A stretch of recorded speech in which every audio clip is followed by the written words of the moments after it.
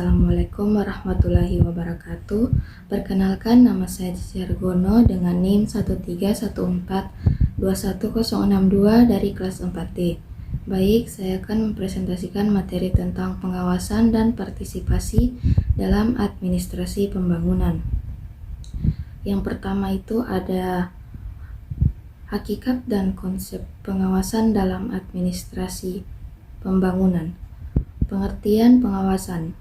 Pengawasan adalah semua aktivitas yang dilaksanakan oleh pihak pimpinan dalam upaya memastikan bahwa hasil aktual sesuai dengan hasil yang direncanakan.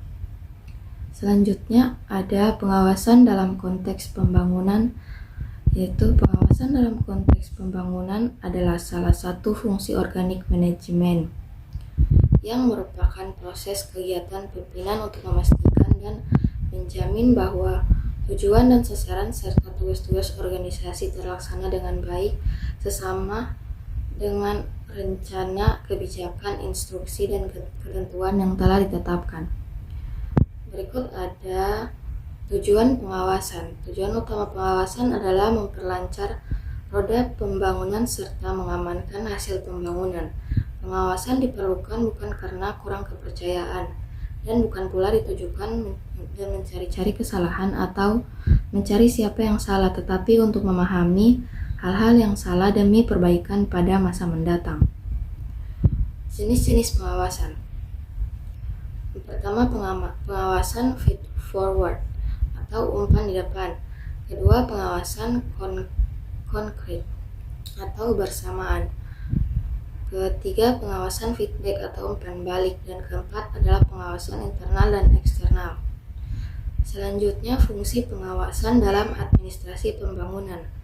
Fungsi pengawasan dalam administrasi pembangunan yaitu yang pertama, meningkatkan kebertanggungjawaban atau accountability dan keterbukaan atau transparansi sektor publik.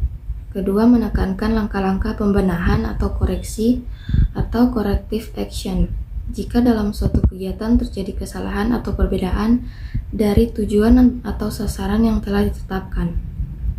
Selanjutnya, ruang lingkup pengawasan. Yang pertama, pengawasan administrasi umum pemerintahan meliputi pertama, kebijakan daerah, kedua, kelembagaan, ketiga, pegawai daerah, keempat, keuangan daerah atau kebijakan anggaran, kelima, barang daerah. 2. Pengawasan urusan pemerintahan meliputi urusan wajib dan urusan pilihan. 3. Pengawasan lainnya meliputi dana dekonsentrasi, tugas pembantuan, review atas laporan keuangan, dan kebijakan pinjaman hibah luar negeri.